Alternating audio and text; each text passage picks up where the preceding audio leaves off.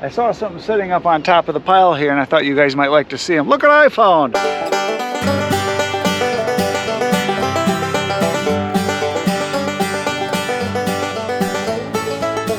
Today in the wood yard, it's a repair day.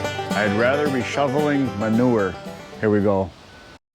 As a lot of you know, I am not a mechanic. I do not like fixing stuff. To me, it just slows me down, but it's something that's got to be done. So I've had some problems with my detent on my splitter.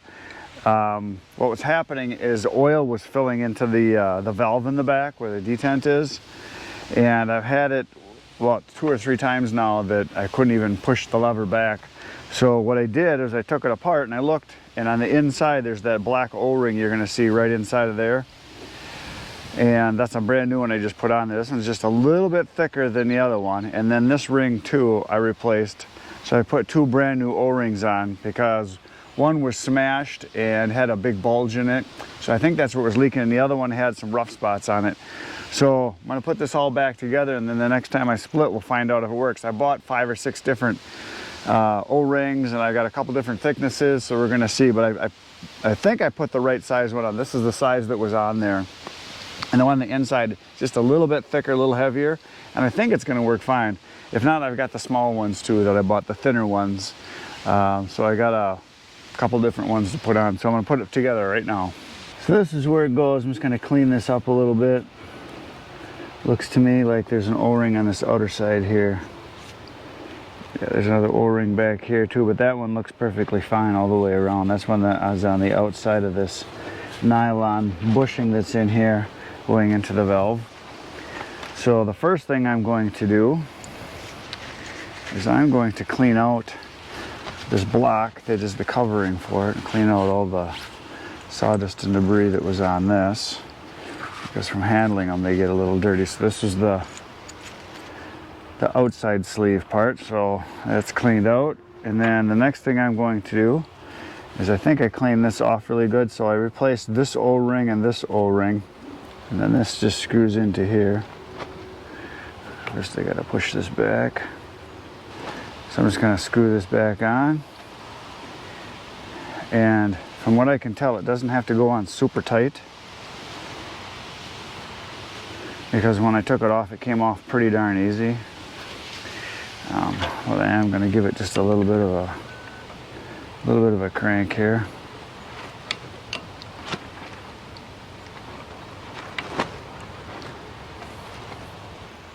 Seems to fit pretty good now, and I can see the O-ring looks like it's on all the way. Just looking at it in there, it looks like it's snug all the way around on the inside. I'm gonna put this housing back on here, this block. And I'm sure this is gonna work. It's just a matter of how long it's gonna work. Because if there's another leak, or if there's something else wrong in the valve, I will have to take it apart, take a look at it. Why is it not going in there? There we go, that one's going in. I am going to put on this cover.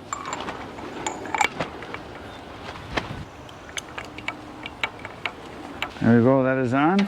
She is healed. Appears to work. We will start her up, and I just happen to have a couple chunks of wood here I can give it a test with. So I'm going to start it up and see how she works.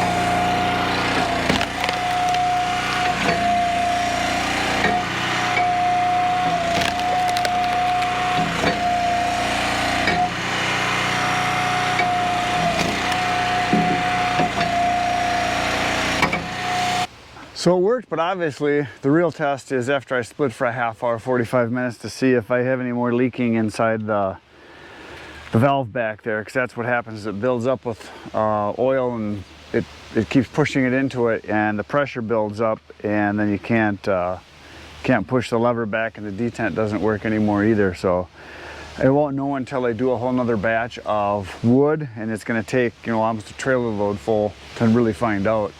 But for now it's working, so that's good. And now we can go do some other repairs. I got to go do some repairs over on my processor. I've got a new bar to put on and some new bolts to put in and some fixing I have to do on that. Something I want to talk about a little bit here is I got these new gloves. These are Wells Lamont. They're just nitro coated, but I've also had some Kinkos that are nitro coated. For in the summertime, they're real lightweight. So you have more feeling. The grip on them is really nice, and I'm very surprised at how long the Kinkos brands ones lasted. I had a pair on that I used for almost pretty close to 2 weeks before they started getting holes all over them. And it wasn't so much in the nitrile, it was in the meshing on the top here, the nylon top side of it. So we'll see how these Wells Lamonts work out. They're real cheap. You can get a 5-pack for like $6-7. So I don't know, they seem to work pretty good. For when it's hot out in the summertime, they work pretty nice. Now, definitely not when it's cold. But for warm weather, they seem to be working pretty good. Okay, now we're gonna go over to the processor and put a new bar on. I am back over by my processor here, the Eastonmade 22MB wood processor. And I have run maybe, I wouldn't say quite 2 semi-loads of wood through it yet.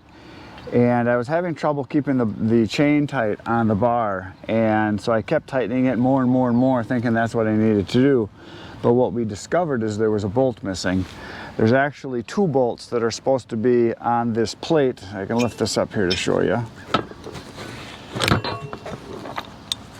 And so this is the plate that holds the actual bar in place.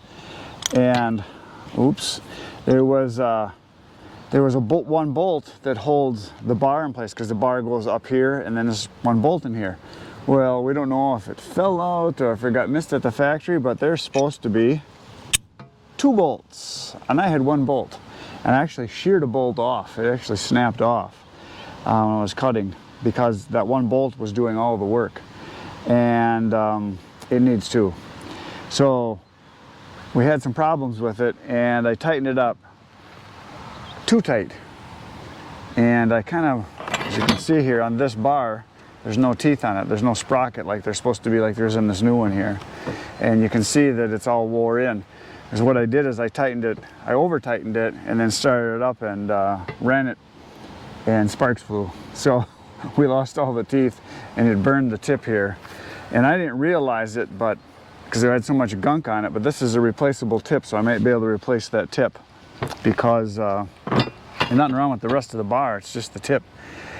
Just the tip, as they say. And so I called up Eastonmade, and they sent me out right away, sent me out a brand new, well, sent me 2 new bars.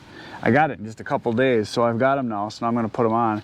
And I'm going to put the second bolt on, and I'm going to get the right tension. And apparently the tension is supposed to be very similar to a chainsaw. You should be able to pull the chain away and have a little bit of space there. But when I put it on the last time, because I was having a few problems with the chain getting loose because of stretching, because of everything being new, I had it too tight, and I blew the tip out. So I'm supposed to have it so that you can pull it away and have a little bit of space there, similar to a chainsaw. So that's what I'm going to do, and I'm going to put 2 bolts in. And then also, they noticed they were watching my videos, one of the last ones I did a while ago, and they noticed that a bolt was missing. not just on the bar, actually on the sprocket. There's a little bolt. I don't know if you can see it from there. There's a bolt that's supposed to go in that hole on the sprocket right there. So they sent me the specs on what it's supposed to be. And there I went and got them. So I got a couple bolts, and that's what needs to go on there because it had a little wiggle to it, a little bit of play to it, and that might have contributed to the problems with the chain. So there's a key on it to keep it in place. So when it was on and running, it didn't really affect it, but it must have had some wobble to it. So I'm going to replace, I'm not going to replace it, I'm going to put a bolt on the sprocket, and I'm going to replace the bar and put that on and everything. Now, I had some comments on the channel about the chain and sharpening. Guys wanted to know, number one, have I sharpened it? Yes, I've sharpened it a couple times. They wanted to know how I sharpened it. Well, one time I sharpened it right on the machine. I just took my portable Dremel and I sharpened it, and luckily I had it lined up so I was able to get all the teeth sharpened. And it wasn't terribly bad. I just touched it up. And then one of the other times I actually had it completely off, and I took it inside and I sharpened it with my Dremel. And it uses the same size Oregon stones as I use on my Husqvarna chains or any of the steel chains. It's a 7/32 chain. Here it is right here. It is a bigger chain, obviously. It's the 404 Harvester. So it's a bigger chain, a little more heavy duty, but the teeth are actually the same size as far as the cutting tooth. So this one, they also sent me a brand new one because I did have some stretching and I was at the limit of what I would tighten the chain up. And so what I did was I took the chain that I had into a saw shop. I went to a steel shop because there's one close by here, but they didn't have any connecting links. So I had them take a link out, and then they had to order the connecting links. It took a couple days to get, but they fixed it for me, and so now I've got a couple chains. The other question is how long do I go between sharpenings, and what's been my indication of, you know, dullness of the chain?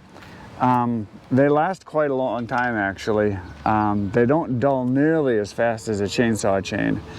Like I said, when I cut with my chainsaw on a pile of wood, say like a truckload of wood, even though I'm using 3 saws, about every 3rd pile that I cut, I'm replacing a chain or 2. And I haven't even come close to that on these yet. The teeth on these are actually a little bit longer, so I think I'll have more sharpening.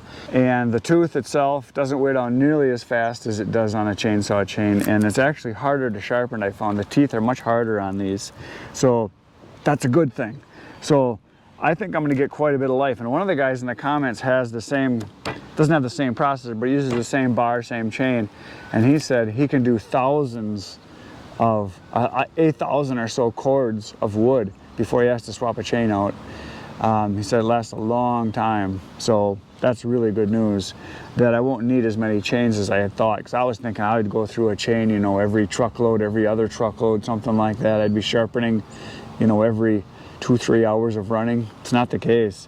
This has so much power, even when it gets to be slightly dull, you don't even notice it. It cuts through everything. So the little touch-up I didn't seem to even make any difference. I mean, it was just barely, it needed it just a little bit. But I'd rather have it sharp than not. So now we're gonna go ahead and swap out this bar, put the new chain on, put some new bolts on, and get this baby ready to go. Okay, so the first thing that I'm going to do is I got myself a can of brake clean, and I am going to clean all the holes and stuff that need cleaning. Oh yeah, that's threaded in there, I never even noticed that.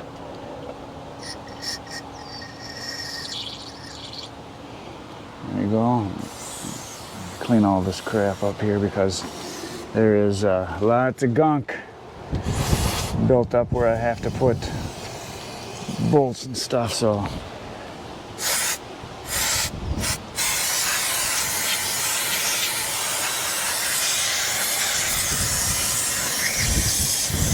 There we go. Shop rigs and clean some stuff up here. Let's try to get the most of it cleaned up anyway.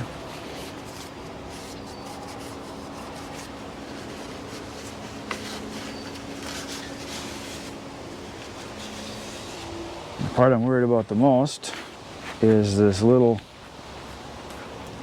hole where this new bolt is going to go where the holes of the sprocket, because it's full of crap. I have to clean that out really good, and I'm supposed to put some Loctite on it when I put it in. So I think what I'm going to do Just ram this into the hole a little bit here. Make sure I get it good and clean. I just need to find a toothpick.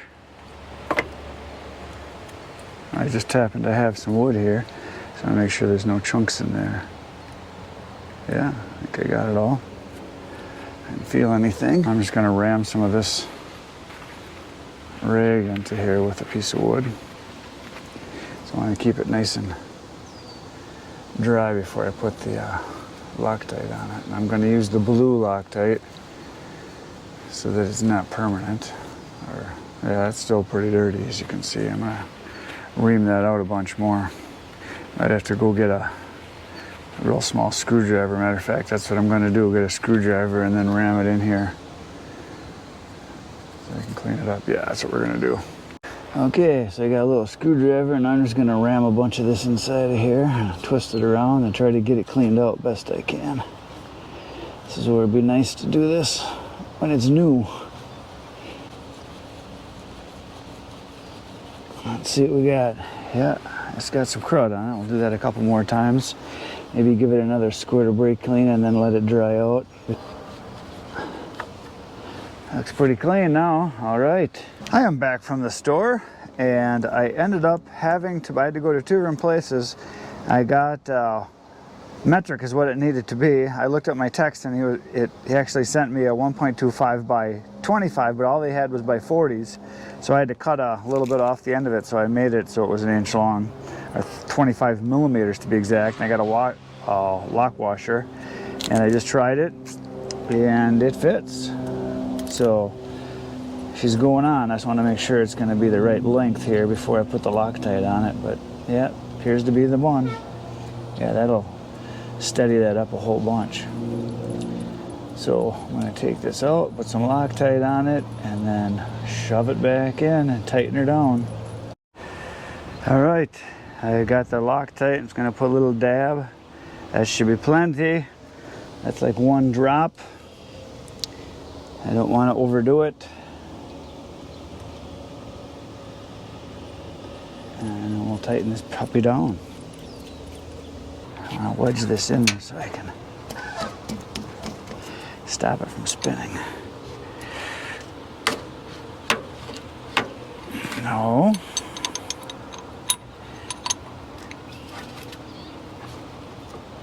There we go. That's pretty tight.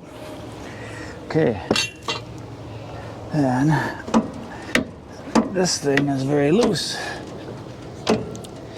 So this needs to be tightened. This has got a, oh, I forget what they're called. I'm sure you guys will all know. Yeah, it needs to be tightened up a bunch. Has lots of play to it. So I gotta tighten that down too. Tapered. It's got a tapered threaded bolt or something like that on the other side. I gotta tighten that down. Okay, so that bolt is in tight with the Loctite onto the sprocket, and it doesn't wiggle it out anymore. I mean, before it wiggled back and forth this way.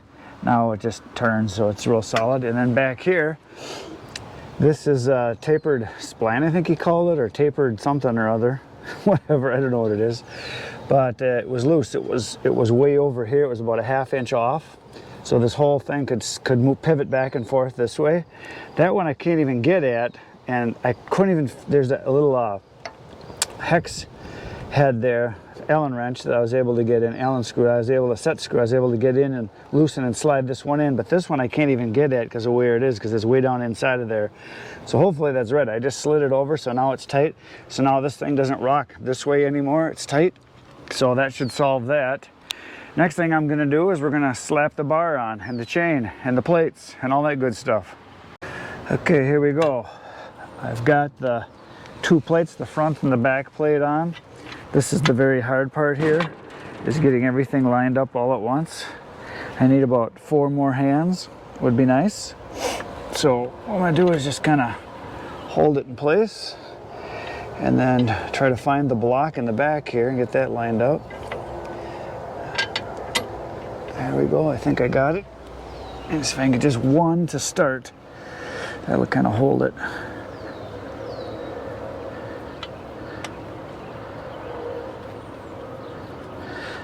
think I got it. Yes, let's see if I can get the other one to start, and that'll hold it a little more level. This is like a 2 or 3 man operation here, and I'm only half a man, so not doing so good. Oh man.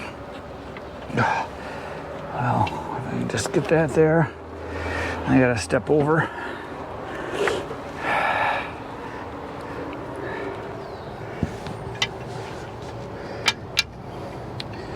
Well, it appears I've actually got it in the hole over here too.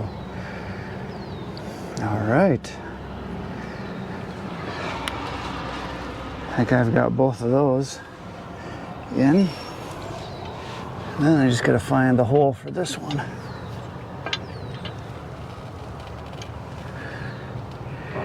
There's no way I can have it be that easy. This is the hard one to do. You gotta line up 3 things and find the hole.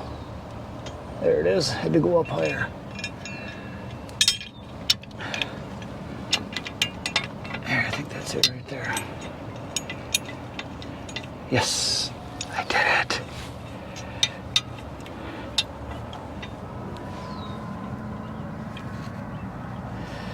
Okay, let's just look and see now. Well, that's the bottom hole. I gotta have it on the top one. Never mind. Okay, take this back out. Now we gotta go up to the top hole. There it is right there, I think.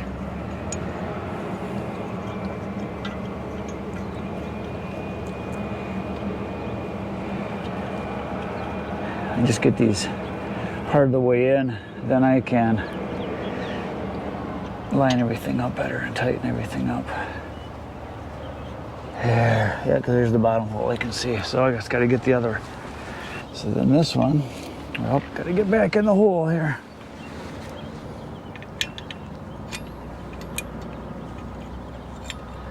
I can see it. Get in there. There we go. I think I got it started. I am back. And I thought I'd show you this. This is the block that is the set block, and it goes on the other side. And these bolts go into this, and then this is what adjusts, that goes in these holes, and this is what holds the bar and the plates in place and goes up and down. Now these were the original bolts, these 2 right here, and they only went into this about that far, which is not a lot. And so when I talked to Jeremy Bell at Eastonmade, he told me, he sent me these bolts and he said, drill that out, which I just did, and put the longer bolts in. And then they sent me some lock nuts that I'm gonna put on there with some washers. And so this will go on both sides now, so it won't be just the threads holding it. So they'll give it much more strength, which will be awesome. So I just drilled it out. I forgot he had told me to do that. So I started putting the short, old bolts in, but you can see these are about 1 inch longer. So I will now I will put it together, but at least I got it in place, sort of, from there. And then this is where the height adjustment tensioning bolt goes from the bottom. There's a little pivot that it goes in right here, and then it lifts this whole block up and down. That's what sets your height on the bar. I'll go back there and show you once I get these parts in place here. I'll show you how it works. Actually, I'll show you right now because I can take it off and you can see it. It is kind of interesting how it works. Okay, so here we go. So there's the block. I gotta see if I can do this holding with one hand here. Okay, so here's the block, and it sets right on top of there. They've got this milled down, this bolt right here, which I know you mechanic guys will say, yeah, this is no big deal, but it is to me. I think it's kind of cool. And it's a fine thread. So this is how you adjust the height up and down, and then there's a set nut there. So this just sits on top, and then these bolts are gonna come through, and I'll put a nut on the far side here. So yeah, I got the bolt started through there. I'll pull this out, you can see there's the bolt coming through. But that'll stick all the way through this back side. I'll show you when I get it all done here, but I need both my hands for this, so I'll be right back. Okay, so there the bolts are all on this side. Nothing's tight yet. I just got them in there just to make sure they're gonna work. And here's the bolts on the other side where they came through. So here's the block the bolt for raising it. I don't want to do any more because I want to make sure the chain's going to go in. For a second there I was wondering if I had it right, but this thinner plate is on the outside. Remember, in this thicker plate, the spacer plate is in here. So there it is. I got it all put back together. Between my taking it apart, running to get parts, having to customize parts, putting it all back together, I just spent 3 hours doing this, so that was fun. Didn't get any wood cut. So here's what I did. Obviously I put the 2 bolts back on here. I drilled out the holes on the block back here and ran these all the way through and tightened them up. I got it set right now, so now the chain has got the right amount of slack here. It's supposed to, I'll come around this way so you can see. It's supposed to be like a chainsaw chain, so I've got it. So it's got enough play there. Oh, there's the link they replaced from the one I took out. This is the old chain. So you can see it's got plenty of looseness there now, so it should be good that way. I put the new bolt in down here. I had to cut that off because I couldn't find any of the right size. I put that in. I got that as tight as I could get it. And I think it's all good to go now. So, oh, and I also tightened up this collar back here. This, I guess it's called a tapered something or other collar.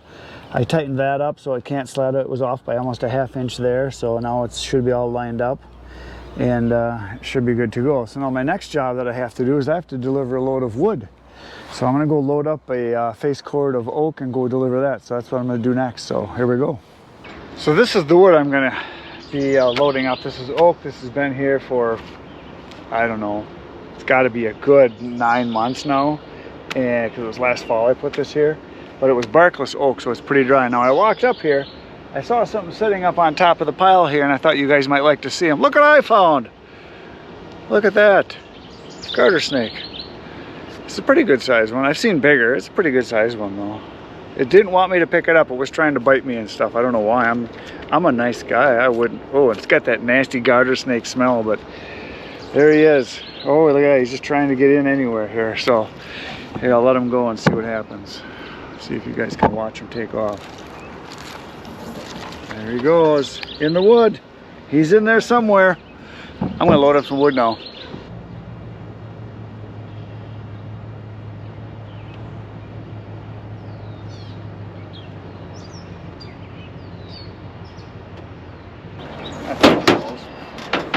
Should be able to chuck the wood from here, so we're gonna load some wood up into the truck now so we can go make some moolahs.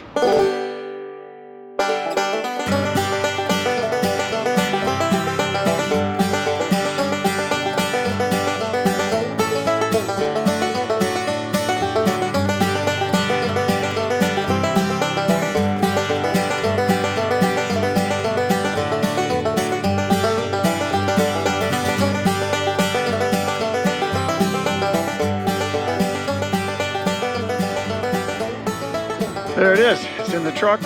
It was here and now it's there. So yeah, this is all oak that's from dead stuff that I cut. When I cut it, it was like 50% dry already, and it's not a year old, but it's like 9 months, so it's really dry. I did a moisture meter test and it was like 16-17%, so it's good.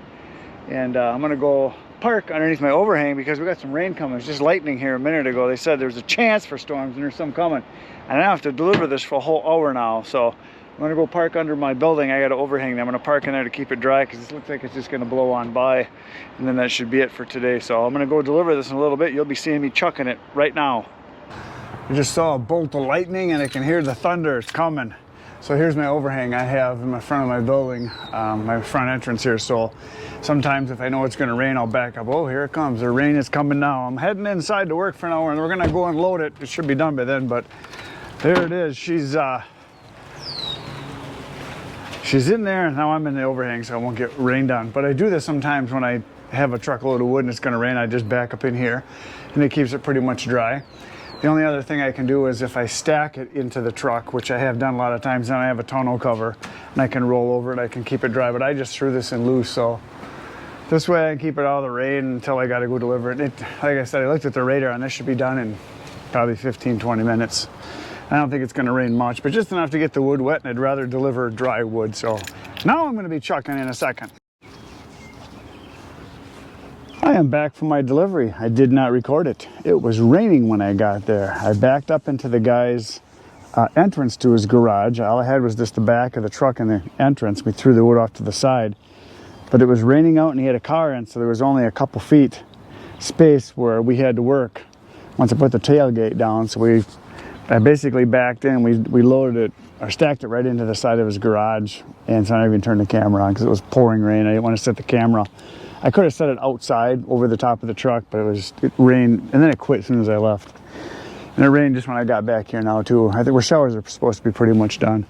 So while I was on my way back, good news, I got another order for wood, and it is for 2 face cords of mixed hardwood. Now, one guy ordered both of these third of cords, if you want to call them that, or face cords.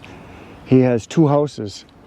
I think one is his son's and one is his, but he owns both of them, and he said they cook out at both of them. So he said, could you deliver 1 face cord or third of a cord to one and 1/3 of face cord to the other? And he said they're about 3 blocks apart. So that's what I'm going to do. So the trailer is all charged. I had it plugged in overnight. I had it plugged in yesterday. So the battery's all charged and ready to go. So I'm going to put a face cord in the front. I'm going to stack it so I know how much I've got. And I'm going to put a face cord in the back. But there is some debris in the trailer here. So, because yesterday I was doing some stacking and I never emptied it. So my lucky wheelbarrow finally gets to get used again. I haven't used it in forever. So I am going to, it's about a wheelbarrow full, so I'm just going to throw it in there. And then we're going to load it up with some mixed hardwood. That's the plan. Now, the guy said he didn't care what it was, as long as it wasn't pine. He said, I just want hardwood, so he's getting everything. I'm going to throw a little bit of everything in there. I'm going to throw in some of this aspen and some ash, some maple. He's going to get a potpourri of wood. That's what he's going to get. There we go. That's pretty much it. There's a couple fragments, but that's about it. So I'm going to go get rid of this. I guess you can have that one piece of kindling. I'll be right back. I am back from making the dump with the old wheelbarrow. Now I am going to throw some wood in. This is exciting stuff, I tell you. So right here I've got some maple, some aspen, more maple and aspen. Here's some elm. Here's a chunk of cottonwood. Here's some more aspen. There's some box elder. All high quality stuff, I tell you. It's campfire wood, which is all that matters. So, here's a piece of basswood. More cottonwood. More aspen. So I'm just going to keep chucking. You're going to keep watching.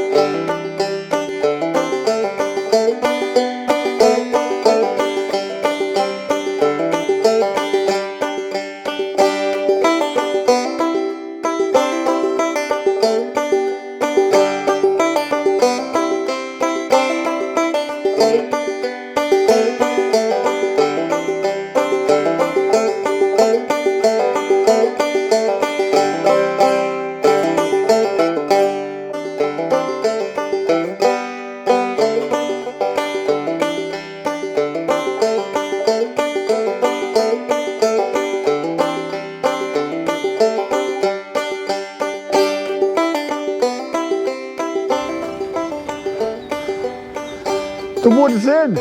That is it. I got a little more than a face cord on each pile. I didn't throw the tarp on. I totally forgot about it until I started chucking. So I'll just open the gates tomorrow and I'll just shove stuff off, tip it up a little bit, and I'll just shove it off, and then the other one I'll dump. There it is. Kind of measured, sort of measured. I kind of measured the first 2 rows, and I did kind of a 3rd row, and then I just threw a bunch of extra stuff in. There's everything in this wood here. There's ash, aspen, box elder, basswood, cottonwood, oak.